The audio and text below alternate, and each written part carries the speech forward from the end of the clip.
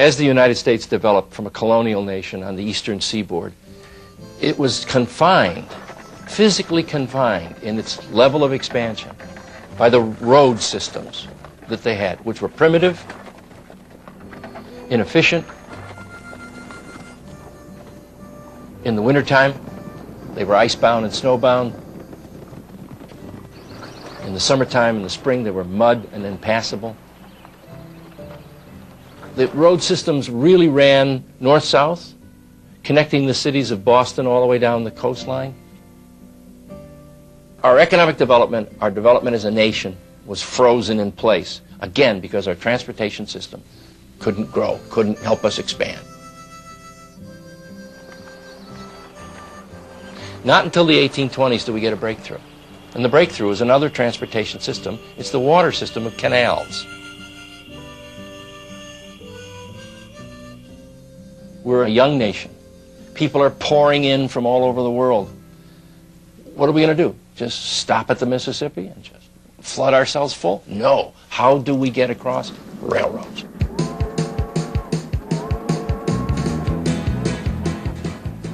The world. Railroads change America, and they do it in such a gloriously romantic and exciting way. Until railroads came along, all land transportation in the history of mankind was never faster than a walking horse. Isn't that amazing? A walking horse. But what the railroads do is they take us and turn us into a national market. You can buy something from New York if you live in San Francisco, and it's going to be there in a very reasonable amount of time, at a very reasonable cost, and just give it its first huge shrinkage in the whole of human experience. Railroaders were the astronauts of the 19th century. Labor unions in this country really came to the fore between 1830 and 1860 with the Industrial Revolution. They did not have an auspicious beginning in the United States, given our Puritan work ethic and history. As a democracy, we believe in individualism, and we say everybody should take care of himself. And that collective action is always frowned upon. Because collective action, workers coming together to discuss and to work on their problems, is suspicious. Labor unions are not liked by a whole lot of people in this country. And yet, they've had such an enormous impact. Most of the people in this country, certainly the majority, realize that it was labor unions, led by rail labor unions, that virtually created the middle class in the country. The reason that we come closer together, you don't have the extreme rich and the extreme poor. You have a vibrant middle class with pretty extreme economic power collectively. There's an old saying in labor law that nobody ever got a union who didn't ask for it. And the way that the railroads treated their employees as if they were privates in an army at the beck and call of the managerial forces made it such that the only way that they could deal with it was to band together and form a labor organization. If you look at the development of railroads, where they've come to a crucial point that they themselves are going to have to expand, grow, and be part of the marketplace, there is a generating force. It is the Civil War.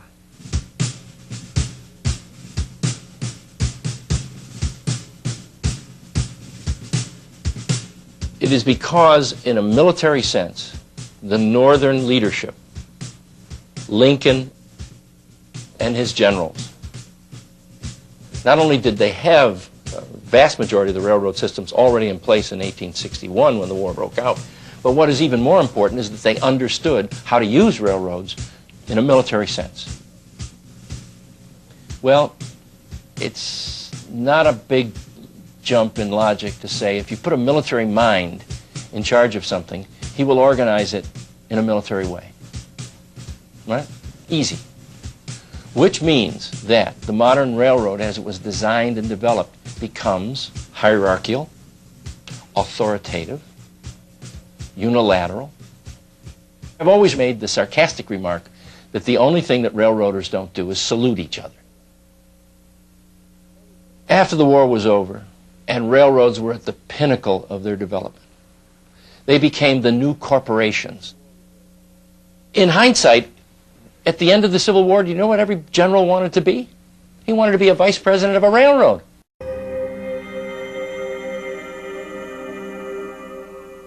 You know, there's an old story that said it was cheaper to pay the death benefits of a railroad worker than to install the air brakes on his equipment. It was an economic question. There are 3 depressions in the last 3 decades of the 19th century, in the 70s, 80s, and 90s. Railroads as systems and workers within those railroads come into enormous bloody conflict in each of those 3 decades. So after these series of depressions, in the spring of 1877, the Pennsylvania Railroad lowered the wages of its workers for the 4th time. And B&O, or Baltimore Ohio Railroad, quickly followed. This was too much, and it became a breaking point for the employees. And it just races across the whole railway system from the East Coast to the Midwest. Every major city has an upheaval. It was extremely violent. There were workers killed by the federal troops, and it was clear that the government was not the friend of working people. Only when an upheaval emerged, government began to pay attention to these abuses. The Pullman strike so frightened America, particularly the governmental leaders, that they realized that they couldn't put up with this again. Number one, it was a bloody mess. It was embarrassing to the government. I mean, bringing in the federal troops, shooting your own people, bringing in cavalry. I mean, in a democracy, that's hideous. That's obnoxious. And yet they felt themselves forced to do this. Secondly, a man stands out in the crowd. His name is Eugene V. Debs. He says to the workers, stop limiting yourselves to these craft unions that you've built. Engineers, trackmen, railroad switchmen, carmen. Unify, come together. Form one union, the United Railroad Workers. Do you know what fear he sends through the railroad community? You know what fear he sends through government? Finally, by the end of the century, now you begin to hear presidents' names. If I named them, you'd know them. They begin to look at these problems. Their governments, their Congresses, their state legislatures at that time begin to look at these problems and say, whoa, whoa, whoa, whoa. You've gone far enough. You've gone fast enough. You've gone over the line. We've got now to rein you in on these most obnoxious issues. Do the railroads lose a lot of money? Do they collapse? Do they fall apart over this? No. They said they would, but they didn't, of course.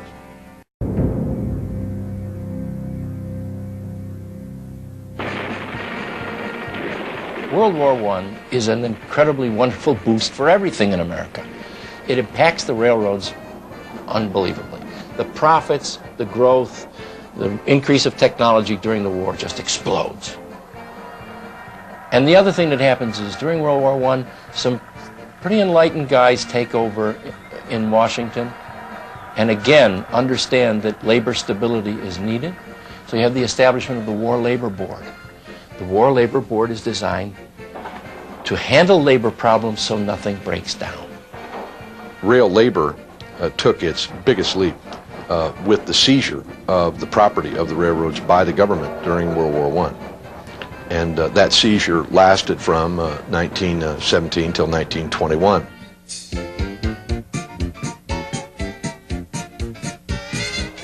The 1920s, which you and I always were told was the age of jazz and wonderful, happy time and so forth. For the working people of America, it was a disaster because all the expectations that had been developed by the war and all the money that was earned and all the laws that were passed and all of the things that they thought were going to improve their way were pulled out. Were just jerked off the table. And the old ways came back. They fall back into almost back to the 1890s. Because now with the federal government not there supporting them, the old ways come back. The wage cuts, the long hours, the ignoring of safety rules. and they began to talk to each other about the creation of a system for administration of rates of pay rules and working conditions.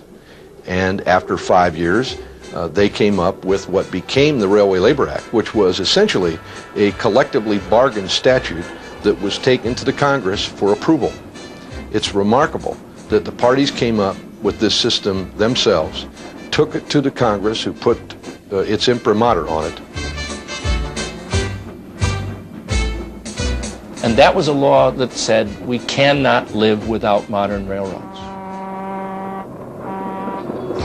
Technology changes the face of railroads. We go from steam during the Second World War, we rapidly move to diesels. And the impact of this on the long haul is efficiency, speed, reliability, cost savings probably. But for the labor unions, it also means you need fewer people to run the railroad. In 1960, President Eisenhower commissioned a study of the necessity for the use of firemen on diesel engines. There was a great conversion from steam locomotives to diesel engines. The argument of the carriers was that there was no fireman required if there was no fire to tend. And there were a series of battles that began in 1960 through a commission report in 1962 during the Kennedy administration, all of which came down on the side that there was no necessity for a fireman to be aboard a train. It took 25 years, from 1960 to 1985, for the carriers to finally win the right to crew their trains with an engineer without a fireman. And even then, it was only by attrition.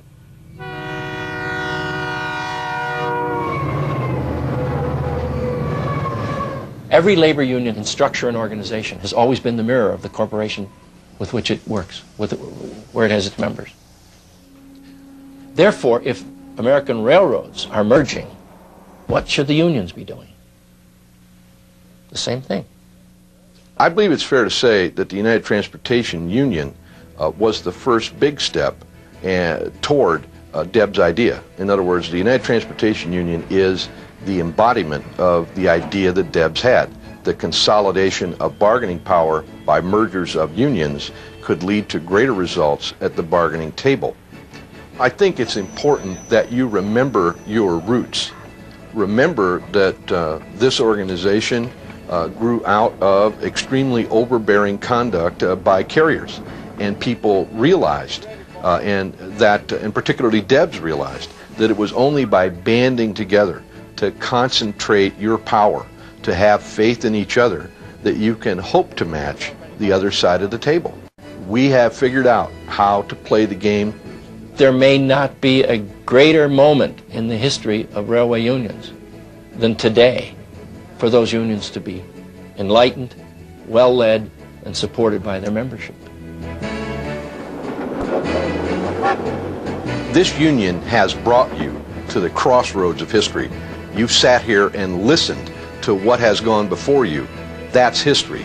This union has put you in a position in what it does before federal agencies, and what it does before the Congress, and what it does with the carriers, for you to have the opportunity to become part of history. The time for learning about history is over. The time for you to go out and make it is now.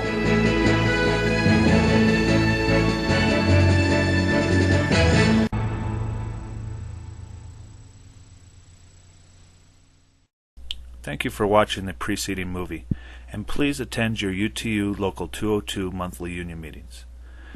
Meetings are held the first Tuesday of every month at 7 p.m., except the month of July, and the third Thursday of every month at 10 a.m., except for the months of June and August.